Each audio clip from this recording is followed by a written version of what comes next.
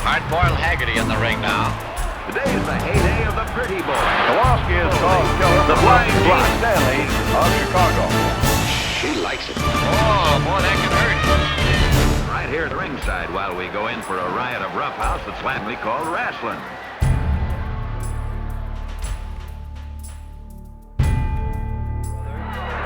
There is some Florida air courtesy of Abby Rents here in California, and George is going to have a wee bit of oxygen, I believe.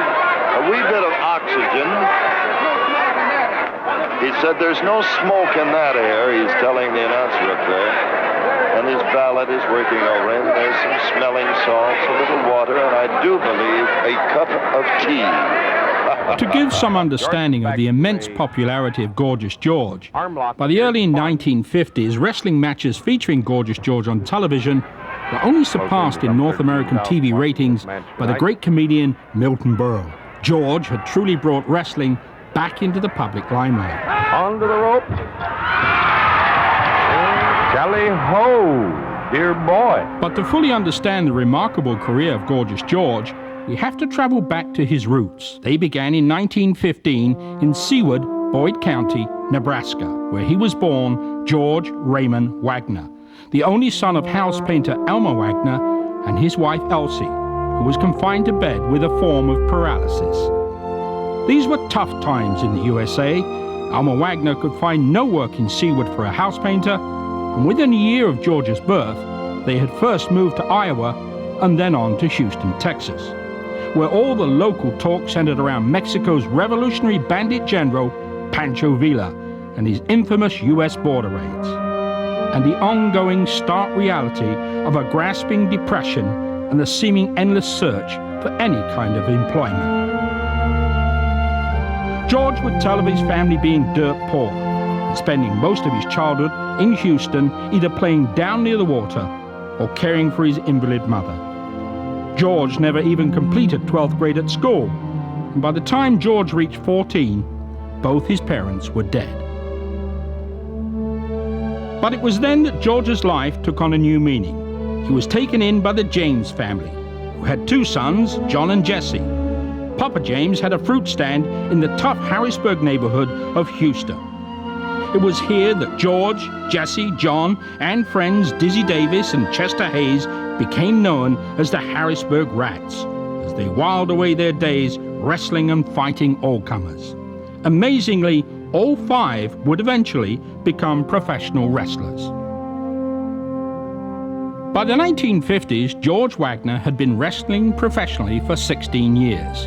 During that time, George had both changed his name and dramatically reinvented himself. George had had what beauticians today call a makeover. In George's case, it was total. In a post-World War II redneck era, George had had the courage to portray himself as an effeminate dandy. The ensuing love-hate relationship with the wrestling fans had made George a wealthy man and TV wrestling's biggest draw. California and Hollywood were now home to George, and that is where he fought his lifelong friend Jesse James. As always, the new George was gorgeous as he strutted his way into the wrestling arena. He's into the ring now, standing on a cerise mat. There's the bell. 2 falls out of 3, a 1-hour time limit. Gorgeous George, the human orchid. And one of the James boys, Jesse James, the Baphomet Greek wrestler from Houston, Texas. There's one, the arm and neck hold, and immediately Gorgeous George steps up. Watch him on the break. There's this. It's a great stunt of his. He comes out with a wrist lock or a leg lock from the break. He's a turn, that turn along, and Jesse just muscles up his hair, and George is mad. Oh, forward.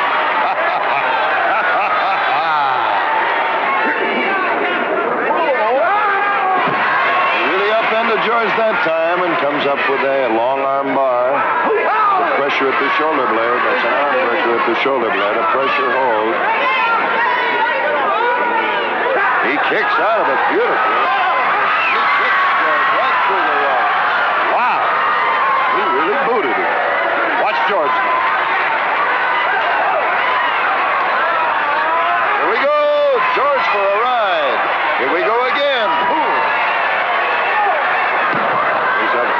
to the midsection. George is on the pole. Oh, that beautiful rolling flying hip lock of his. Look at that flying hip lock.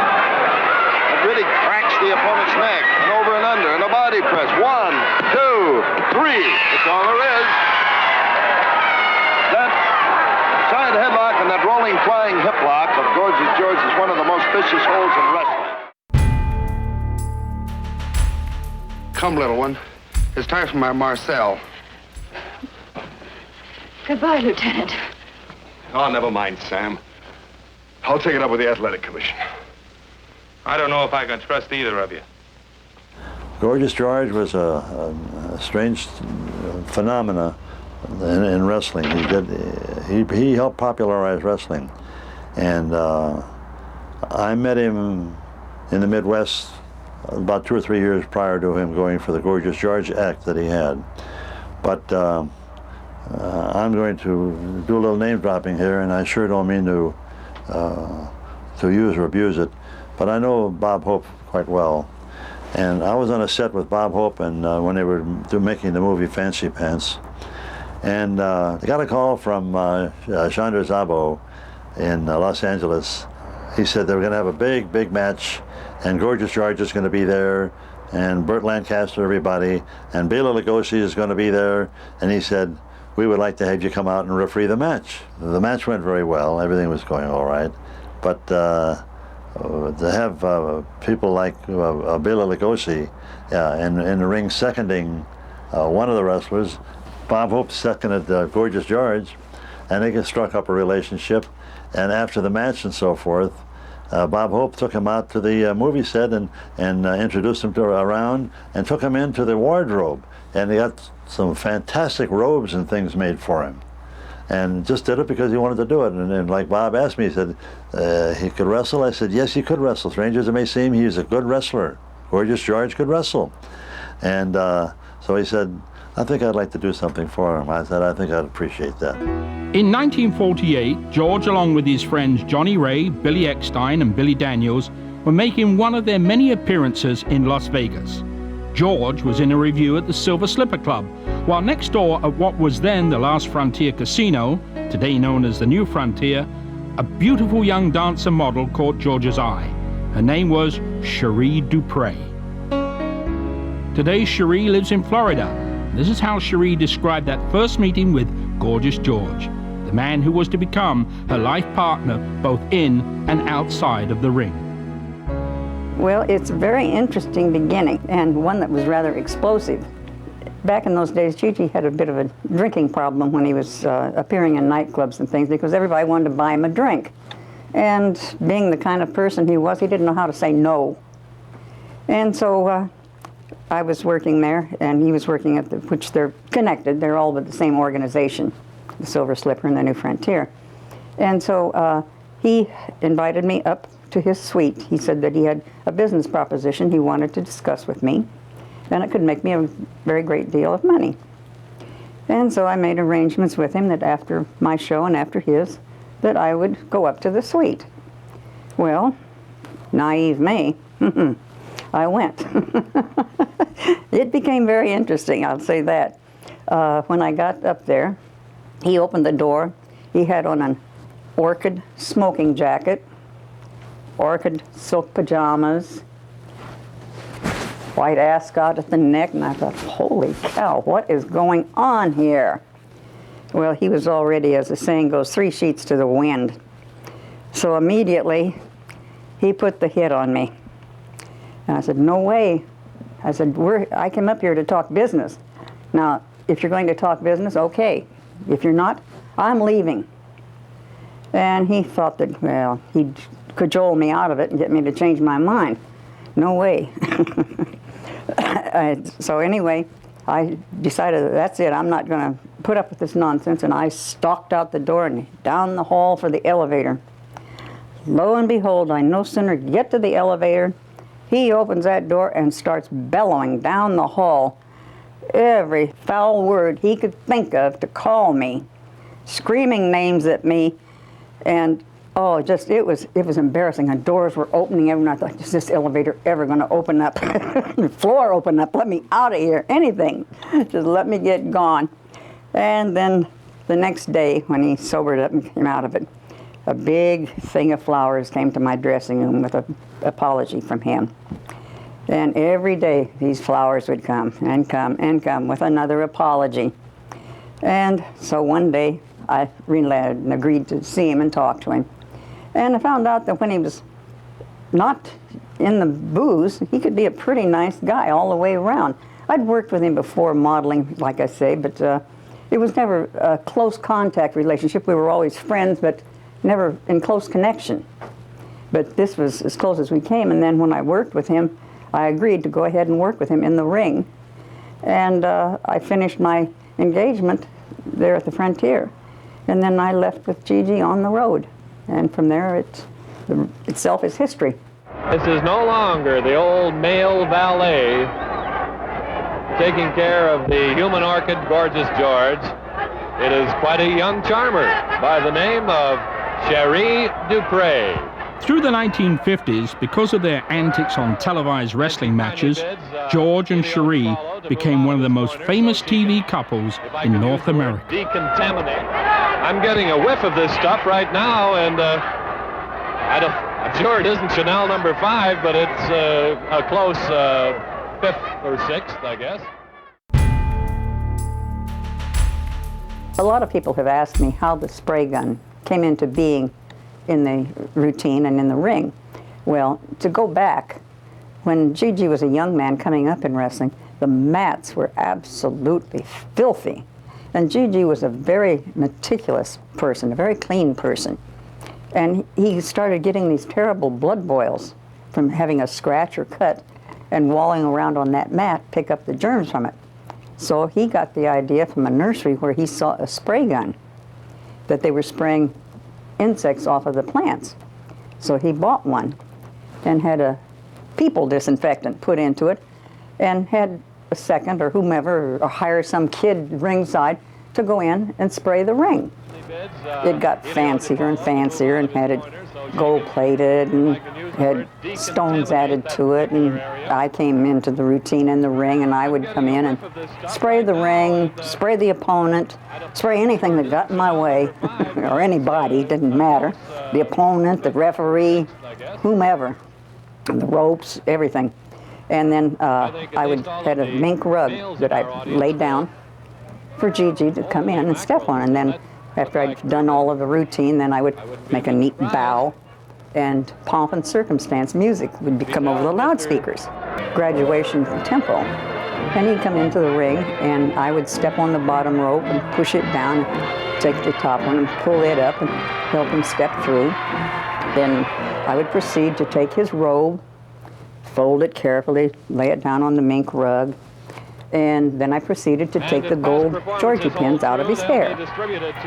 And then I'd hold them while he took them and tossed them out to ladies at the ringside. And there go the Georgie pins with a delicate little flip of the wrist. Holy mackerel. Does that he had look like a little Herman? quip that he would always say. They'd ask him what's in the spray gun. He'd say, Chanel number 10. Well, there is no such thing as Chanel number 10. They'd say, don't you mean Chanel number 5? He says, no, 10. Why be half safe? His little joke. But I have no fear for Elio DiPaolo. He's a very clean, upright young man. And certainly, now Joe Moscato, the referee, gets a little...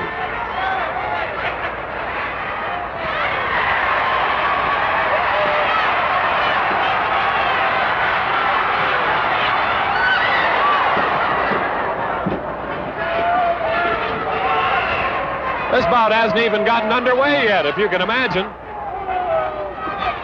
Sheree DuPre, the valet, was using that atomizer pretty well. And it harks back to the days of when they used it over Bob Wagner.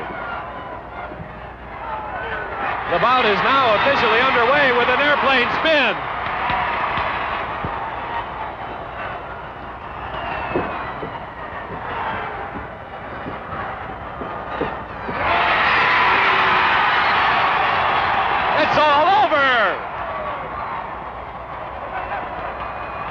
If you think Gorgeous George is dazed, you should see this crowd. They're all breaking around the ring now.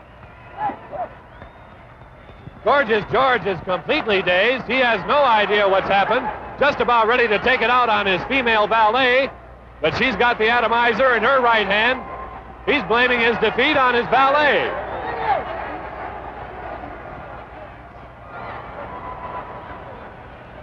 But slight though she may be, she can handle that thing, I can assure you.